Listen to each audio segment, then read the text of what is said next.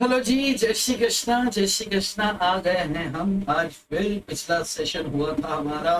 बहुत सारी आज बातें अपन फालतू की नहीं करेंगे। फटाफट फटाफट से जल्दी जल्दी से जल्दी जल्दी से मतलब क्या है कि एक सेशन में, आज के सेशन में अगला वाला ऐसे अपन खत्म करेंगे। छोटा सा है, प्यारा सा है। जैसे पिछला वाला सेशन छोटा सा था, प्यारा सा था, सेम वैसे ही आज वाला सेशन भी छोटा सा है और प्यारा सा। ठीक है, ओके। तो आज हम स्टार्ट करेंगे। नाम लिख देता हूँ। SO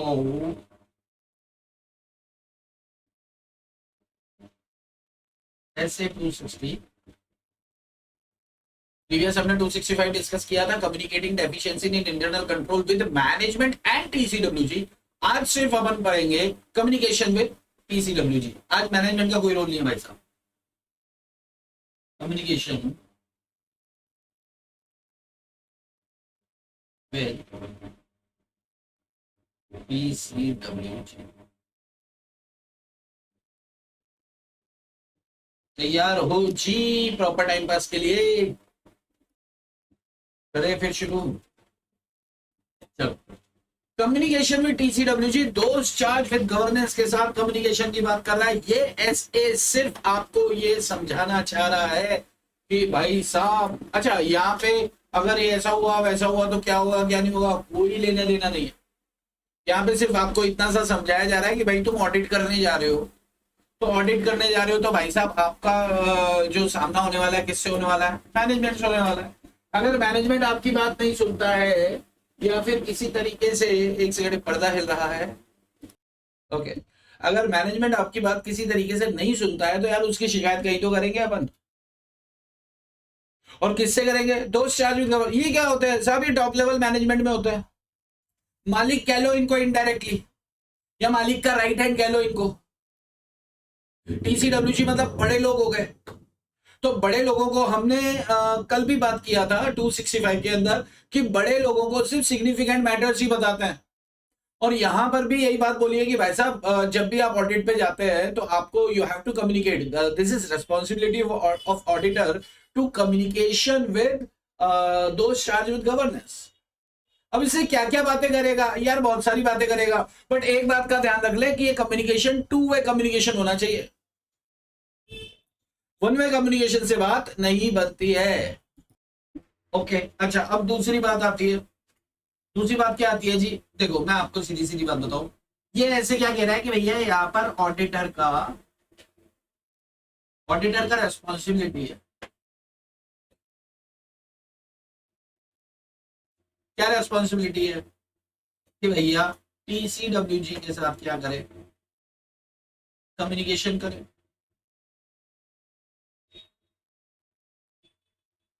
और ये कम्युनिकेशन टू वे कम्युनिकेशन होना चाहिए। टू वे का मतलब है हम भी उसे कुछ बताएं और उनसे भी कुछ पूछें। जाहिर सी बात है, जब तक वहां से हमें कम्युनिकेशन नहीं होगा तो अंडरस्टैंडिंग कहां से आएगी हमें ऑर्गेनाइजेशन की? हमें ऑर्गेनाइजेशन के बिजनेस के बारे में, उसके उसकी जो क्रक्स चीजें हैं उसके बारे में इंफॉर्मेशन तो TCWG से ही मिलने वाली है। क्यों? क्योंकि TCWG क्या है? दोस्त चार्ज विद गवर्नेंस कौन लोग हैं यार? ये बड़े लोग हैं।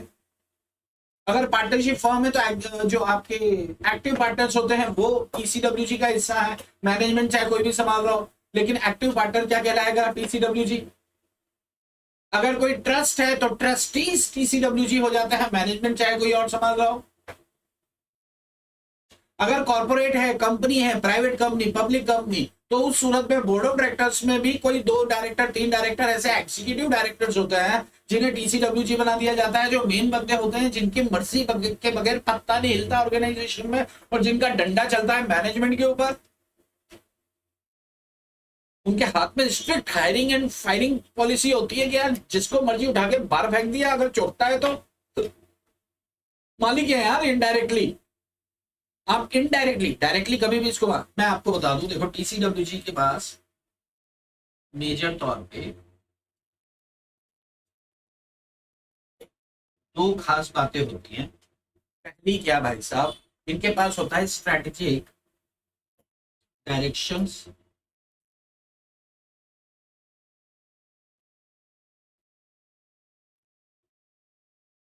एंड कंट्रोल, डिसीजन मेकिंग, हो गया ना मालिक, प्लस अकाउंटेबिलिटी, जवाबदारी भी इनकी बनती है टुवर्ड्स एंटिटी। कुछ गड़बड़ होती है तो डंडा भी इनके ऊपर बरसता है और सारी कंट्रोलिंग पावर्स भी इनके पास होती है। तो इनको अपन क्या बोलते थे, टीसीडब्ल्यूजी। लेकिन ये एंटिटी टू एंटिटी ये लोग बदल सकते हैं। जैसे अभी मैंने बात किया ना कि अगर कंपनी है तो बोर्ड ऑफ डायरेक्टर के कुछ हिस्सा हो सकता है, अगर वो ट्रस्ट है तो ट्रस्टी हो सकते हैं, पार्टनरशिप फॉर्म है तो पार्टनर्स हो सकते हैं, प्रोप्राइटरी फॉर्म है तो प्रोप्राइटर है, टीसीडब्ल्यूजी दोस्त चार्ज गवर्नेंस। तो इनकी अकाउंटेबिलिटी कभी खत्म नहीं होती है, ध्यान रखना। मैनेजमेंट की है ना भैया कि भाई preparation of financial statement management का रिस्पॉन्सिबिलिटी है, भाई साहब भी मैनेजमेंट के साथ ही है एक तरह से देखा जाए। अगर डंडा पड़ेगा तो इनके ऊपर भी घुमा के पड़ेगा। तो देखो, तो फिर इनका बेसिकली काम क्या होता है, टीसीडब्ल्यूजी नजर रखता है किसके ऊपर, टीसीडब्ल्यूजी नजर रखता है किसके ऊपर, मैनेजमेंट के ऊपर। और मैनेजमेंट का क्या रिस्पॉन्सिबिलिटी है, मैनेजमेंट का रिस्पॉन्सिबिलिटी है भैया प्रिपरेशन ऑफ फाइनेंशियल स्टेटमेंट। और टीसीडब्ल्यूजी ये देखता है कि मैनेजमेंट ने अपना रिस्पॉन्सिबिलिटी को फुलफिल किया है कि नहीं किया। क्यों, क्योंकि डंडा घूम के भाई सबको भी बढ़ने वाला है। तो ये एसए ये बात बताता है कि कम्युनिकेशन करो टीसीडब्ल्यूजी के साथ, जो भी खास बातें हो सकती हैं वो। अब इस ऐसे का क्रक्स क्या है, क्रक्स ये कि क्या बातें करनी है टीसीडब्ल्यूजी के साथ। साहब कम्युनिकेशन करना है, टू वे, हमें समझ में आ गया कि हम भी कुछ कहेंगे, अगर सिग्निफिकेंट फाइंडिंग्स हमें नजर आती है हम मैनेजमेंट को बताएंगे, टीसीडब्ल्यूजी को भी बताएंगे। अगर इंटरनल कंट्रोल सिस्टम के अंदर सिग्निफिकेंट डेफिशिएंसी पाई गई थी तो हम आए थे ना टीसीडब्ल्यूजी के पास कम्युनिकेशन करने। और ये कम्युनिकेशन इन राइटिंग होना चाहिए, ओरल नहीं। अगर ऑडिटर को लग रहा है कि यार ओरल से काम चल जाएगा तो बहुत बढ़िया, लेकिन ऑडिटर को लग रहा है कि यार ओरल से काम नहीं चलेगा, और ओरल ठीक नहीं लग रहा मेरे को, अगर जहां पे ऐसी बात आ जाती है ना यार मेरे को अंदर से ठीक नहीं लग रहा कि ओरल ठीक है, इसका मतलब oral is इनएडिक्वेट in auditors professional. मेरे को ठीक नहीं लग रहा मतलब क्या, ऑडिटर का प्रोफेशनल जजमेंट ये रहता है ओरल ठीक नहीं भाई साहब, राइटिंग में होना चाहिए। तो लिख के चिट्ठी देगा उसको और एक कॉपी अपने पास रख लेगा फॉर डॉक्यूमेंटेशन कि हमने इसको क्या कागज से दिया है। और उनसे कोई कागज मांगा है तो उनसे कागज ले लिया जाएगा और वो उठा के डॉक्यूमेंटेशन का हिस्सा। यानी कि जो भी टीसीडब्ल्यूजी के साथ कम्युनिकेशन होगा ना इन राइटिंग, तो वो सबकी एक कॉपी एज ए डॉक्यूमेंटेशन वो रख लेगा। लेकिन अगर ओरल डिस्कस किया है तो ओरल जिस मुद्दे पर डिस्कस किया उस मैटर को डॉक्यूमेंटेशन का हिस्सा बनाएगा। एक कागज पे लिख लेगा कि ये रमेश जी से सुरेश जी से तब बात हुई थी और इस मैटर के ऊपर बात हुई थी, फुल स्टॉप, ऐसे स्टेपल करके ना कागज। अगर रमेश जी ने कुछ जवाब दिया तो उनका जवाब भी लिख के रख लेगा साथ। जनरली ओरल जो होता है नहीं लिया जाता, जहां पे बहुत स्पेसिफिक इंपॉर्टेंट मैटर्स होता है। जाहिर सी बात है इंपॉर्टेंट मैटर है तो ऑडिटर का प्रोफेशनल जजमेंट आपको खड़ा हो जाएगा ना, यार मेरे को ये ठीक नहीं लग रहा, कागज में लिखते हैं तो फिर कागज में लेने का है, आप समझ रहे हो, ठीक है। अब वापस ये एसए क्या कह रहा है, ये ऐसे कह रहा है कम्युनिकेशन विद दोस्त चार्ज विद गवर्नेंस। अब क्या कम्युनिकेशन की बात हो रही है जी, यार कम्युनिकेशन की एक छोटी सी बात हो रही है कि भाई साहब आप जो है ऑडिटर जो है ना इनके साथ अपन 4 पार्ट्स में डिवाइड कर देते। पहला पार्ट, सबसे पहला पार्ट ऑडिटर क्या कम्युनिकेट करेगा, ऑडिटर अपना रिस्पॉन्सिबिलिटी।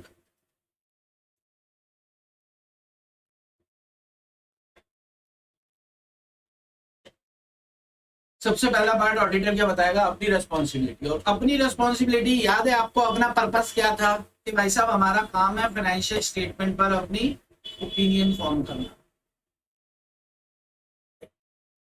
प्लस हम एसेस को क्या करेंगे, कंप्लायंस करेंगे और उसके हिसाब से हम क्या कर देंगे, अपनी ऑडिट कर देंगे। एक बात साथ में ऐड कर दी जाती है कि भाई साहब हमारी ये रिस्पॉन्सिबिलिटी है ऑडिट, तो ऑडिट हम कर दे रहे हैं। इसका मतलब ये नहीं कि आप अपने आप को रिलीव समझें।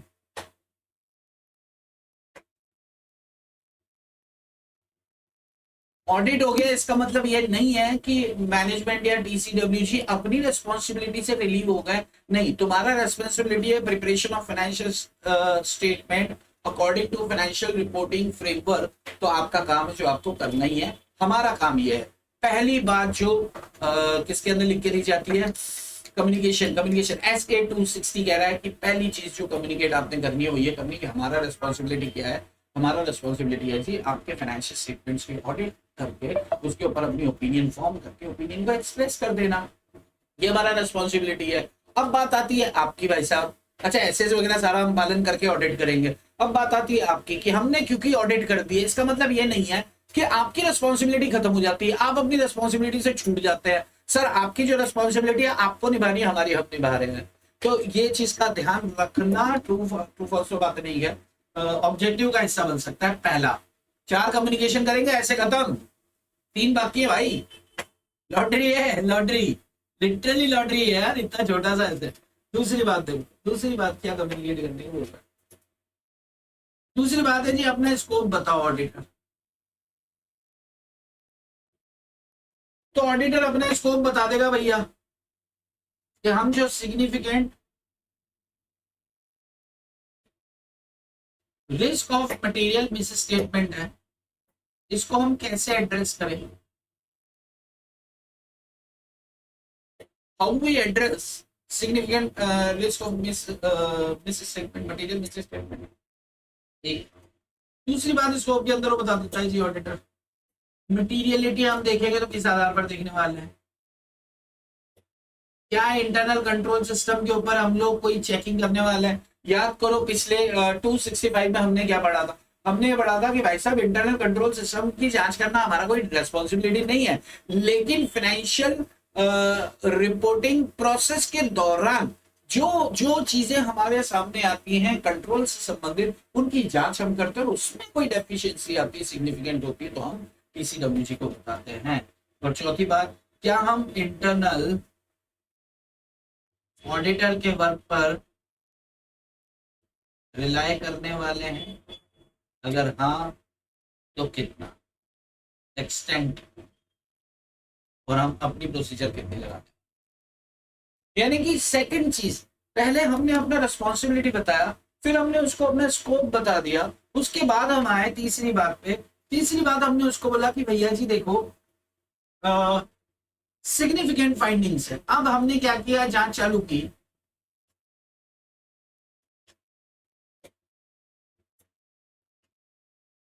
हमने की भाई साहब जांच चालू, जांच चालू करने से कुछ सिग्निफिकेंट फाइंडिंग। अब सिग्निफिकेंट फाइंडिंग्स के अंदर उन्होंने 3-4 पॉइंट्स अलग से देके रखे हैं इंस्टीट्यूट, महत्वपूर्ण फाइंडिंग्स, कोई हिंदी में क्या बोलते हैं, फाइंडिंग्स है ना। अब उसमें इन्होंने सबसे पहला पॉइंट क्या दे दिया जी भाई साहब, इन्होंने दे दिया भाई साहब क्वालिटेटिव अकाउंटिंग एस्पेक्ट्स, इसके ऊपर आपको कम्युनिकेशन करना। अब क्वालिटेटिव अकाउंटिंग एस्पेक्ट्स में क्या चीजें कवर होती है, अरे यार वही शुरू से बात करते आ रहे, accounting policies, accounting estimates and disclosure, financial statement disclosure, accounting policies, accounting estimates, disclosures, ये according to financial reporting framework है कि नहीं है। अगर नहीं है तो क्या होने चाहिए थे, वो यू हैव टू ऑडिटर को कम्युनिकेट करना पड़ेगा। एप्लीकेबल फाइनेंशियल रिपोर्टिंग फ्रेमवर्क, मतलब यहां पर ऑडिटर बताएगा कि अगर किसी तरह का कोई बायसनेस है तो यहां पर वो बताएगा। और एप्लीकेबल फाइनेंशियल रिपोर्टिंग फ्रेमवर्क की आधार पर क्या होने चाहिए थे, क्वालिटेटिव अकाउंटिंग एस्पेक्ट्स के ऊपर वो कम्युनिकेशन करेगा। किसके साथ कम्युनिकेशन करेगा, पहले तो पूछेगा, पूछने के लिए कागज लिख के देगा, उसके बाद उससे अगर भाई ड्यूरिंग ऑडिट उसने देखा कि यार मेरे को तो ये चीज समझ नहीं आ रही है, तो वो उसके सामने सिग्निफिकेंट फाइंडिंग रखेगा और बोल देगा भाई साहब यार इसका मेरे हिसाब से तो ये बन रहा है, आप देख लो। दूसरी बात, सिग्निफिकेंट फाइंडिंग में ही देख रहे हैं, इसको ए भी कर देते हैं ना, 1 2 चल रहे हैं, ए हो गया, बी देखो, सिग्निफिकेंट डिफिकल्टीज,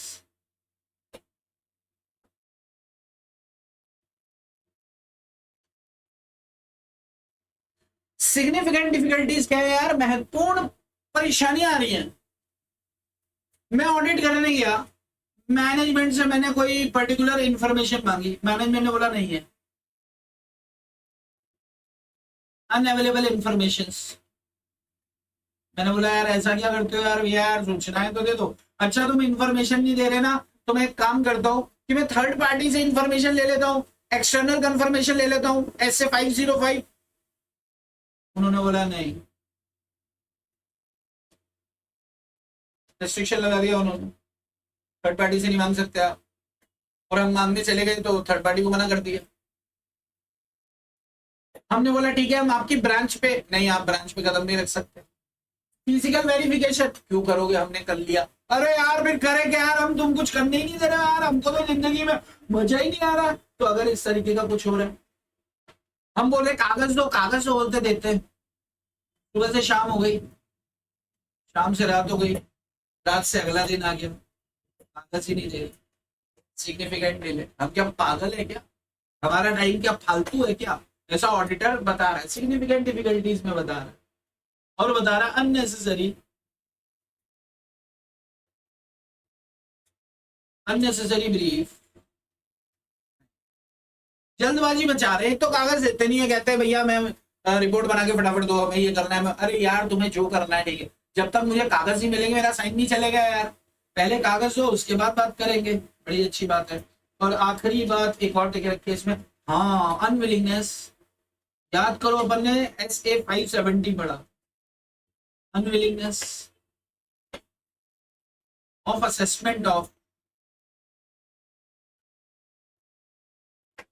SA 570। ऐसे 570 के लिए हमने बोला कि भैया आपने गोइंग कंसर्न बेसिस पर, अब गोइंग कंसर्न लिख दो यार, 570 लिख दिया मैंने।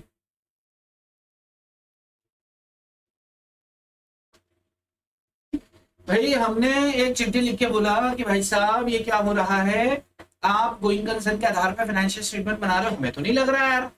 तुमने बोला भैया हमने तो बनाया है।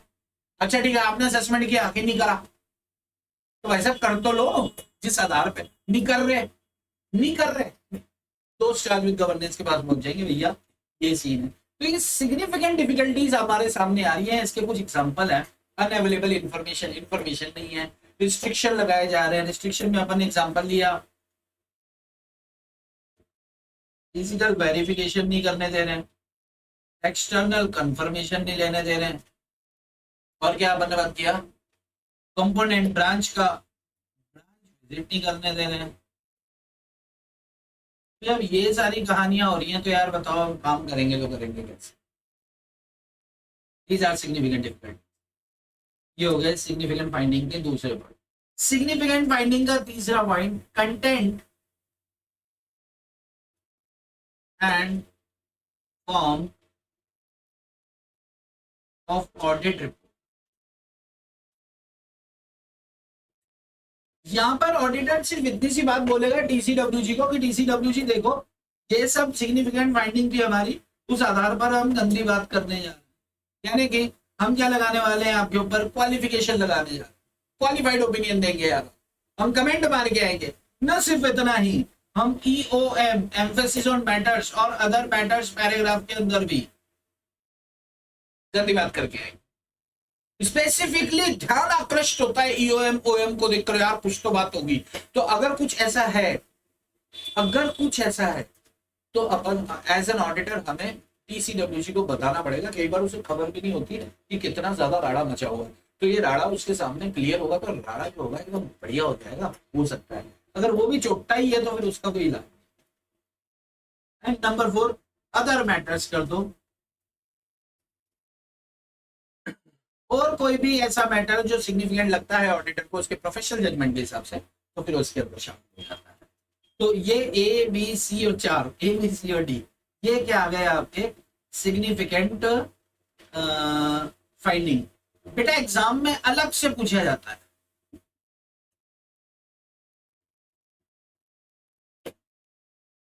एग्जाम में या तो ये पूछा जाएगा कि ऑडिटर क्या कम्युनिकेट करेगा भाई ऐसे SA 260 के तहत, तो यहां से चालू करेंगे कि भाई साहब ऑडिटर अपना रिस्पॉन्सिबिलिटी बताएगा कि ओपिनियन फॉर्म करना है सारे एसेट्स का कंप्लायंस करते हुए, लेकिन इससे आप लोग फ्री नहीं हो जाओगे। अपना स्कोप बता देना है कि भाई साहब रोम सिग्निफिकेंट रोम के बारे में, मटीरियलिटी, इंटरनल कंट्रोल सिस्टम और इंटरनल ऑडिटर के वर्क पर कितना रिलाय आप कर रहे हैं और किस एक्सटेंट पे हमने उसके काम को इस्तेमाल करना है या फिर नहीं करना है, वॉट एवर इट इज।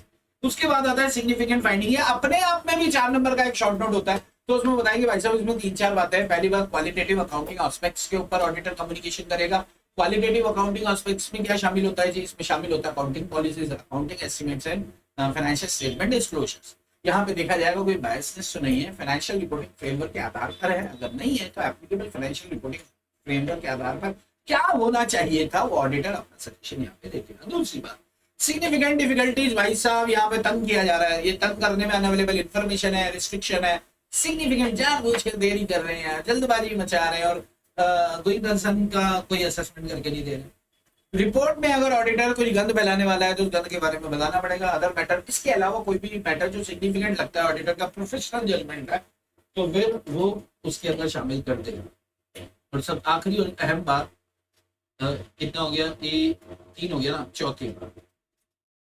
चौथी बात होती है भाई साहब कम्युनिकेशन ऑन इंडिपेंडेंस। ये ध्यान रखना, ये इंडिपेंडेंस के ऊपर आपको TCWC को कम्युनिकेट करना है only and in case, only in case of what? Listed companies. अगर लिस्टेड कंपनी नहीं है तो इंडिपेंडेंस पे कम्युनिकेशन करने की जरूरत नहीं है। अगर लिस्टेड कंपनी है तो ही you have to communicate on independence. और इंडिपेंडेंस में क्या कि भैया मेरा इस कंपनी में जिन्होंने मुझे अपॉइंट किया, एंगेजिंग टीम जो है, उसके साथ मेरा कोई रिश्ता नाता नहीं। कंपनी के अंदर जो लोग काम करें उनके साथ मेरा कोई रिश्ता नाता नहीं। कंपनी के साथ कोई शेयर होल्डिंग कुछ भी नहीं। कंपनी की जो भी एसोसिएट या कोई जुड़े हुए नेटवर्क कंपनीज है भाई साहब, किसी के साथ मेरा कोई लेन देन नहीं। ऐसा करके एक स्टेटमेंट यहां पर डालना पड़ेगा, यानी कि उसको डालना पड़ेगा no connection with engaging team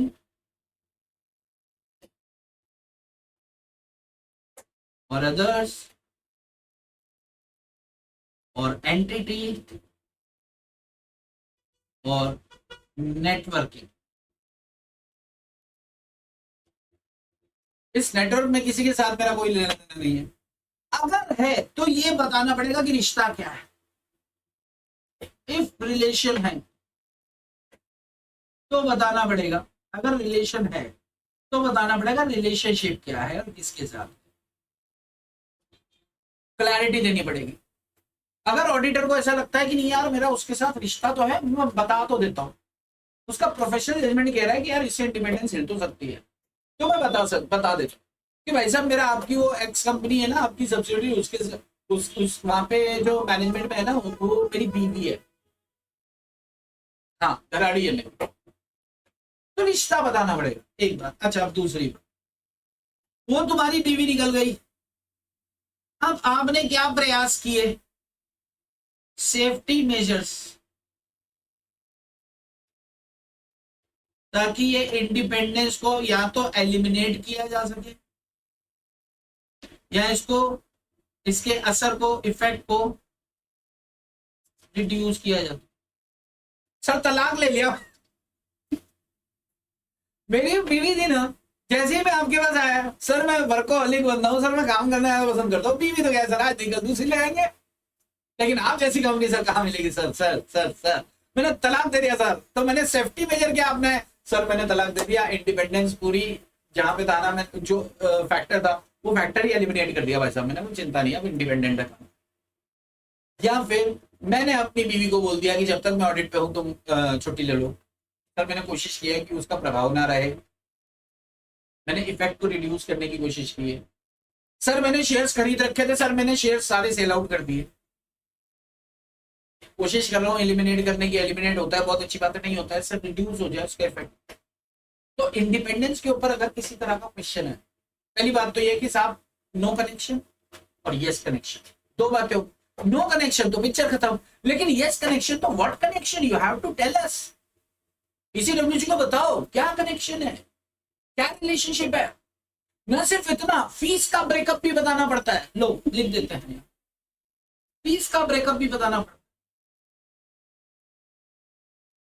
कि भाई साहब ऑडिट के काम के लिए इतना, नॉन ऑडिट वर्क के लिए इतना, कंपोनेंट में हम वो सर्विसेज दे रहे हैं उसके लिए इतना। मतलब टोटल जो भी फीस है, मान लो 50,000 फीस है, तो 50,000 क्या सिर्फ हमारे स्टैट्यूटरी ऑडिट के है, या 4 टुकड़ों में विभक्त है, तो 4 टुकड़ों को बताना पड़ेगा यहाँ पर। अगर ये एक लिस्टेड कंपनी है, अगर लिस्टेड कंपनी नहीं है तो ये इंडिपेंडेंस वाले पॉइंट को डिस्कस करने की कोई जरूरत नहीं है।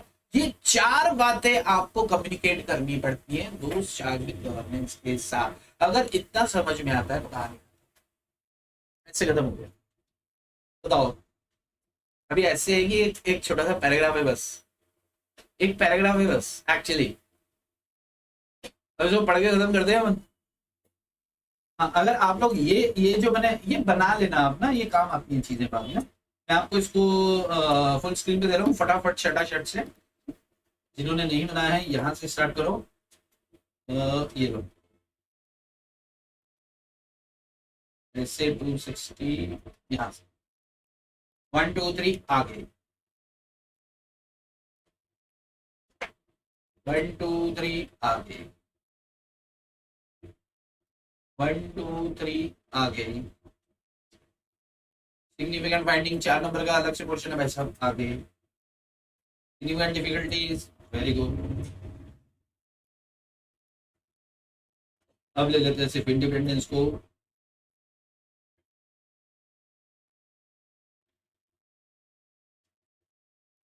चलो अब हम बढ़ते हैं अपने नोट्स की तरफ।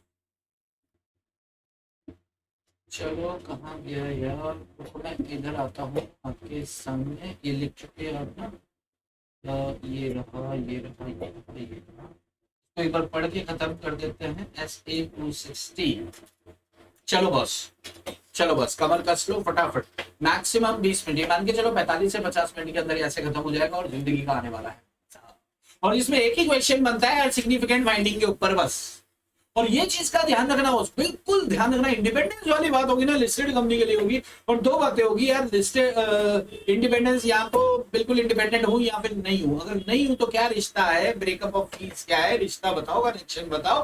प्लस आपने क्या स्टेप्स उठाए हैं उस इंडिपेंडेंस का जो असर है उसको कम करने के लिए, एलिमिनेट करने के लिए, व्हाटएवर इट इज। चलो, तो शायद गवर्नेंस कौन होता है? पर्सन और organisation with responsibility of overseeing the strategic directions and obligation related to accountability of entity। हमने उधर लिखा था वो बात कर। It includes overseeing financial reporting process। financial reporting process को भी oversee करता है। TCWG में भी ऑनर मैनेजर। अगर छोटी संस्थानें हैं तो मालिक भी वही, मैनेजमेंट भी वही, सब कुछ वही। लेकिन अगर बड़ी संस्थानें हैं तो फिर सुपरवाइजरी बोर्ड हो सकता है, एग्जीक्यूटिव बोर्ड हो सकता है, कंपनी के डायरेक्टर्स हो सकते हैं। ये अपन ने बात किया। टीसीडब्ल्यूजी में भी इन्वॉल्व इन मैनेजमेंट, बहुत अच्छी बात है। बोर्ड ऑफ डायरेक्टर पार्टनर, अरे यार ये smaller entity 1 person owner manager. एक काम करना है, टीसीडब्ल्यूजी की डेफिनेशन को देख लेना। स्कोप हो गया जी इसका। ऑब्जेक्टिव्स, दिस इज इंपॉर्टेंट, समझ लो इसको। इस एसए के ऑब्जेक्टिव्स क्या है?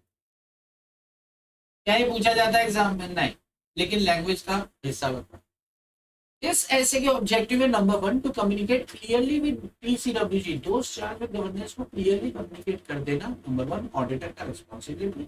Number 2 overview of plan, scope and timing of audit. दूसरी बात, obtain information from TCWG relevant for audit for better understanding of entity. Provide TCWG with timely observation arising from audit. यार audit में, audit करने के दौरान हमें कुछ significant finding आती है और ऐसी चीजें हमें पता चलती है which is relevant to their responsibility कि यार वो फाइनेंशियल स्टेटमेंट को ठीक तरीके से बनाने के लिए, उनकी रिस्पॉन्सिबिलिटी को फुलफिल करने के लिए हमारा ये इन्फॉर्मेशन देना उन्हें जरूरी है। बिल्कुल हमें देना चाहिए, कम्युनिकेट करना है। And to promote effective two way communication. Two way communication को प्रमोट करने के टीसीडब्ल्यूजी और ऑडिटर के बीच two way communication, significant founding observation दो क्योंकि उनको काम आने वाली है, उनसे इंफॉर्मेशन लो क्योंकि आपको ऑडिट में काम आने वाली है, आपको अपना कम्युनिकेट करना, रिस्पॉन्सिबिलिटी क्या है, स्कोप, प्लान, टाइमिंग वगैरह। कम्युनिकेशन ऑफ ऑडिटर्स इंडिपेंडेंस, हाँ लो यहीं से शुरू हो गया। इंडिपेंडेंस की बात कर रहे हैं जी, मैं थोड़ा साइड में रखता हूँ। पहला देखना है statement that the engagement team या anybody in the firm as appropriate the firm network of firms have complied with relevant ethical requirement regarding independence, यानी कि साहब हमने जो ethical requirement है independence को लेकर उसका compliance किया, इसका मतलब हम बिल्कुल independent बनते हैं यहाँ पर, पहली बात। दूसरी बात, disclose any relationship, second point, disclose any relationship and other matters with above mentioned parties। above mentioned parties मतलब ये एंगेजमेंट टीम है या कोई भी बंदा जो फर्म में है या फर्म है, फर्म के नेटवर्क है, उसकी होल्डिंग सबसे व्हाटएवर, वेयर इन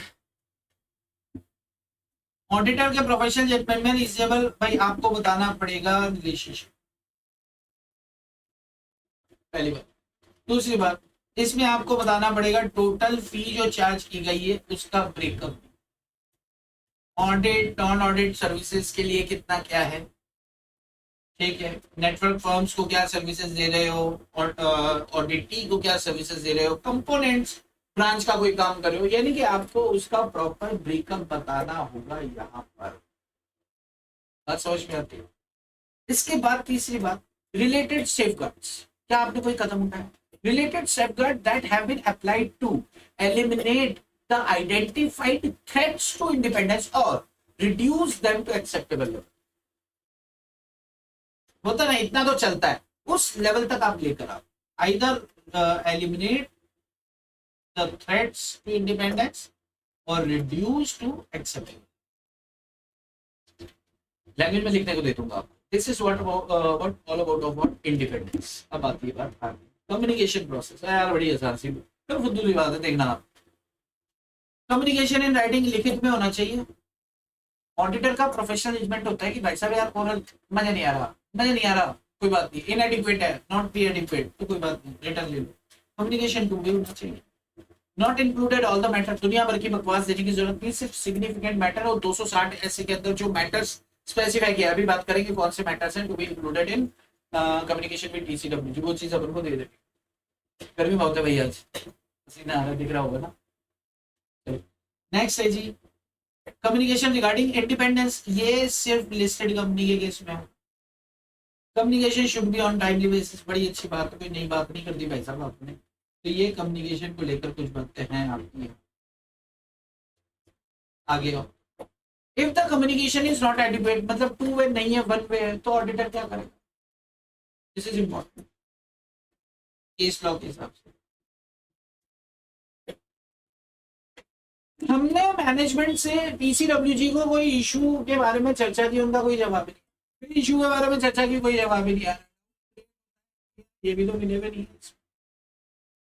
तो फिर ऑडिटर क्या करेगा यार, उसको ऐसा डर लगेगा कि यार मुझे प्रोसीजर्स अपनी बढ़ा देनी चाहिए, रिस्क ऑफ मटेरियल मिसस्टेटमेंट्स को लेकर या रैप प्रोसीजर्स, रिस्क असेसमेंट, ये असेसमेंट ऑफ रॉन्ग मुझे दोबारा से करना चाहिए, मटेरियल मिसस्टेटमेंट का रिस्क जो है उसको लेकर असेस मुझे दोबारा से करना, मुझे दोबारा से क्या करना है, ऑब्टेन करने sufficient and appropriate audit evidence, क्या मैं ऑब्टेन कर पाऊंगा, अकॉर्डिंगली ऑडिटर क्या करेगा, अप्रोप्रिएट एक्शन। सीधी सी बात है, वो कोई जवाब नहीं दे रहे, हमें हमारे अंदर स्केप्टिसिज्म होता है, डाउट, एक डाउट राइज होता है, एडिशनल प्रोसीजर्स लगेंगे, हम देखेंगे कि क्या ये हमारे risk of material misstatement ROMM का असेसमेंट दोबारा करना पड़ेगा, बिल्कुल। क्या we are able to collect, we are able to obtain sufficient and appropriate audit evidence, ability to obtain ये and take necessary action accordingly, फिर हम नेसेसरी एक्शन ले लेंगे। अगर टू वे नहीं है तो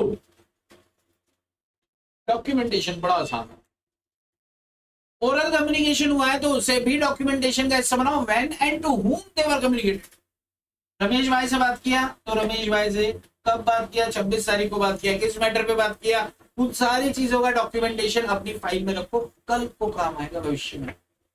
रिटर्न कम्युनिकेशन, अगर रिटर्न कम्युनिकेशन हुआ है उसकी कॉपी रख लो, सीधी बात। Retain a copy of communication as a part of audit documentation, ये तो बड़ा आसान है। डॉक्यूमेंटेशन पूछा जाता है, बताओ बच्चों बताओ ऐसे पूछे के हिसाब से तो यार क्या करना उसमें, क्या भाई ओरल है तो किससे बात करी यार, ये लिख लो, और किस मुद्दे पे बात करी वो डिटेल्स एक साथ में अटैच करके लिख दो। पर on the other hand return है तो एक कॉपी उसको दी, एक कॉपी तुम भी रख लो यार। हाँ? इतना कहाँ को दिमाग लगा। अब आती है बात VIP, wimpy matter, wimpy very important question. Matters to be communicated by auditor, देखो matters to be communicated by auditor, जिसमें सबसे प्रमुख जो था इंडिपेंडेंस के ऊपर बात करके है, वही 3 बातें थी जो मैंने आपको बताई थी। Matters to be communicated by auditor, कौन से मैटर से पहला है auditor's responsibility in relation to financial statement audit. Auditor responsible for forming and expressing an opinion on financial statement prepared by management oversight by TCWG। जो तुम लोगों ने financial statement maintain किए हैं उसके ऊपर ऑडिट करना और अपना ओपिनियन फॉर्म करना, एक्सप्रेस करना, ये हमारा काम है। लेकिन audit of financial statement does not relieve management and TCWG of their, यानी कि तुम फ्री नहीं हो जाते। It does not relieve management and TCWG from their responsibility। ये अपन ने बात किया था, ये बात अगेन आगे पहली बात बिल्कुल कंठस्थ कर लो कि भैया हमारा काम ये है और इससे तुम लोग फ्री नहीं हो जाते, खत्म। दूसरी बात plan and scope of timing of audit, communicate करो एक ओवरव्यू किस चीज का, कि जो स्कोप हमारा प्लान किया है, किस समय पर हमने काम करने हैं, ऑडिट करना है, तो पूरा हमारा प्लान है ना, कब हम कैसे क्या करने वाले हो उसको मैनेजमेंट को TCWG को बता दो। एक बात इसमें शामिल होगा, क्या शामिल होगा, सिग्निफिकेंट रिस्क, अगर जो भी आइडेंटिफाई किया है auditor, communication about significant risk identified by the auditor, ये चीज हम उसको बता दें। थर्ड पॉइंट सिग्निफिकेंट फाइंडिंग, मैंने बोला था ना this is important.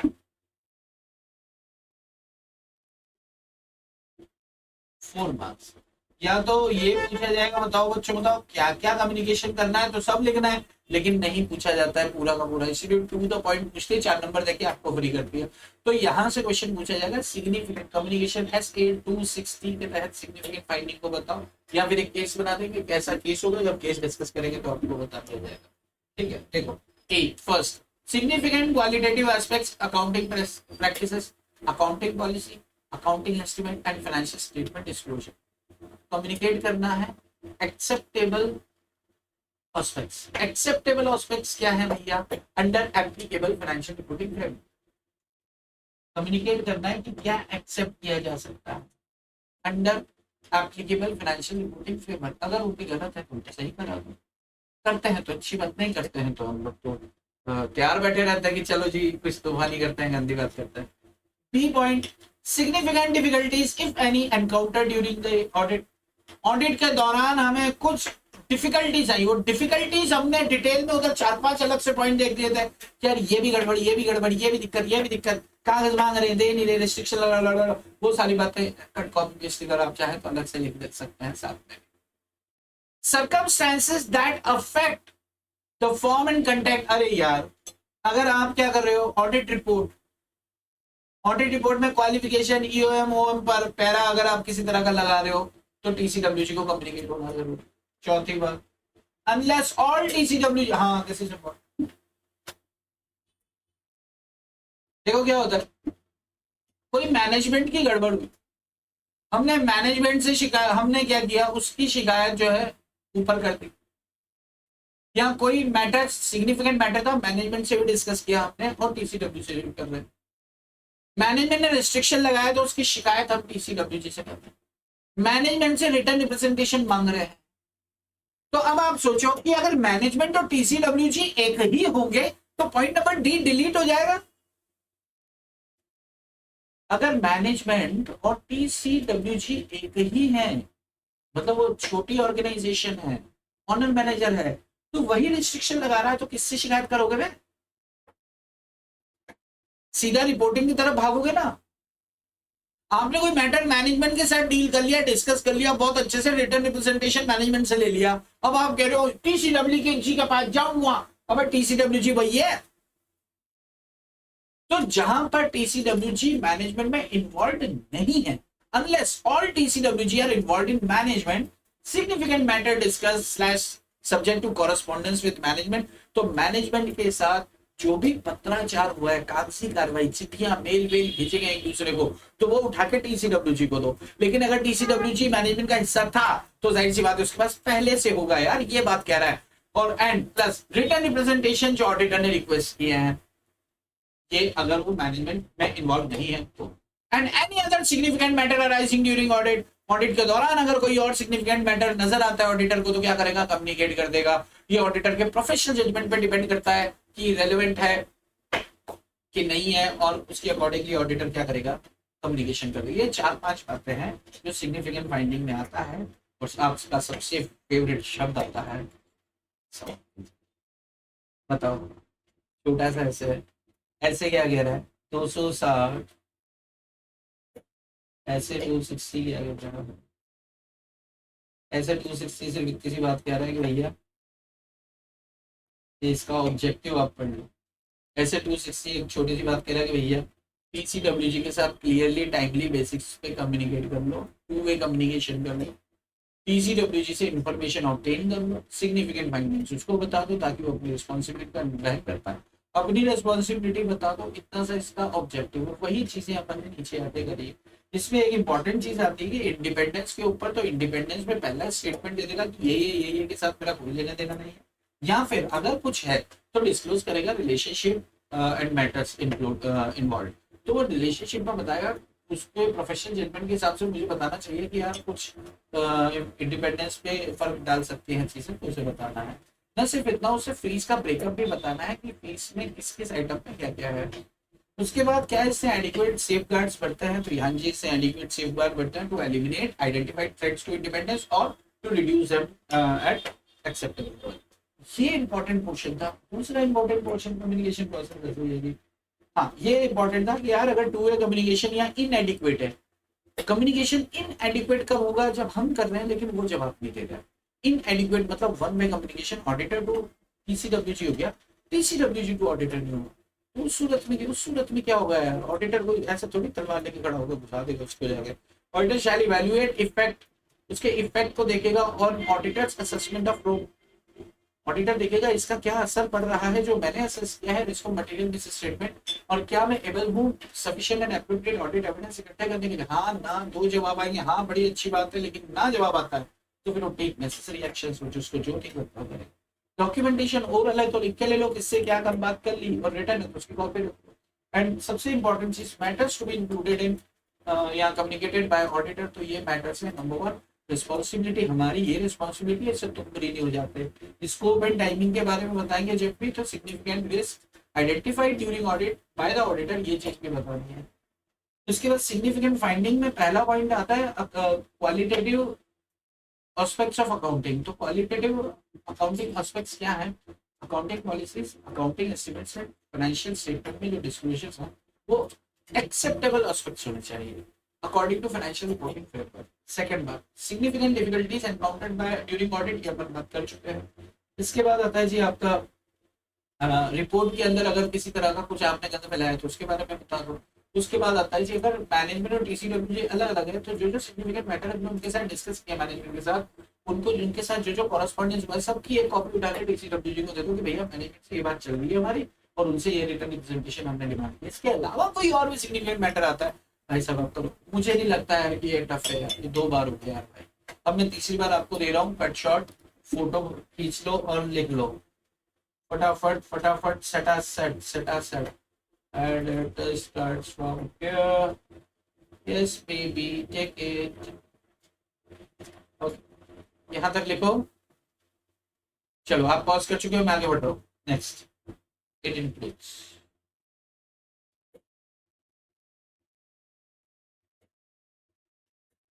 Okay next,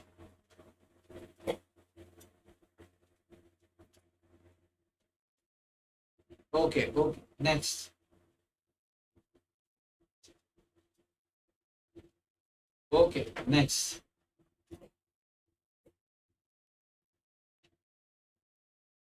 okay okay next.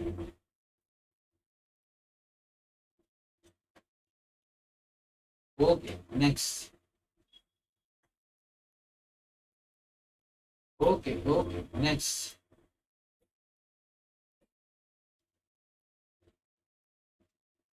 Yes yes yes next. Okay okay okay next. eight eight now documentation।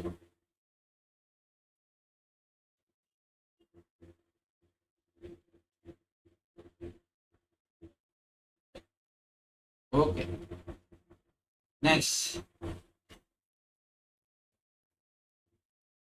first point is over, very good।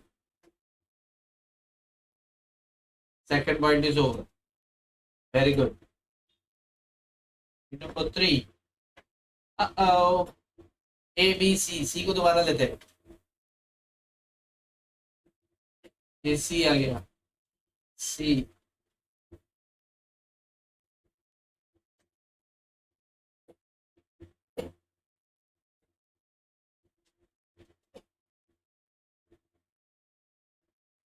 And समाप्ति श्री। अब मैं आता हूँ वापस। चलो जी, तो ये ऐसे हमारा ताबड़तोड़ दौड़ भागा। हाँ एक चीज का ध्यान रखना, ऐसे 260 260 मैंने जितना लिखा है उससे एक शब्द भी ज्यादा पढ़ने की जरूरत नहीं है। 260 एंड 265 दोनों को जब भी तैयारी करें एग्जाम ओरिएंट के टाइम पर साथ में करें, और जितना आपने मैंने लिखवाया है आपको या रिटर्न जो भी नोट्स हैं वही फाइनल है। एग्जाम में उसी को देख के जाना है, एक भी कोई भी दूसरा कागज देखने की जरूरत नहीं है। क्वेश्चंस की बात अलग है, क्वेश्चंस अलग से देखेंगे, लेकिन नोट्स की बात करें जो लिखवाया है वही फाइनल है, उसके ऊपर नहीं जाना। चलो तो अब हम कल करें। अच्छा देखा जाए ना तो एक चैप्टर भी हमारा इसके साथ खत्म हो गया, चैप्टर नंबर 7 था IAS ये, तो चैप्टर नंबर 7 भी खत्म हो गया हमारा ऐसे इसके साथ साथ। लेकिन हम अभी ऐसे अगला ऐसे करेंगे, अगला ऐसे हम पढ़ने वाले शायद डॉक्यूमेंटेशन, जो अपने एक ऐसे के ऊपर पूरा चैप्टर है, तो कोशिश करेंगे कि 2 सेशन के अंदर उसको खत्म कर देंगे, तो पूरा एक चैप्टर खत्म होगा हमारा। एक ऐसे खत्म, कैलकुलेशन में चैप्टर कम होते जाएंगे ना। तो चलो, तो आज के लिए इतना ही। आपकी शाम खूबसूरत हो, बाकी चर्चा करेंगे अगले सेशन में। टाटा बाय बाय, जय श्री कृष्णा, जय Shri Krishna, love you Baba.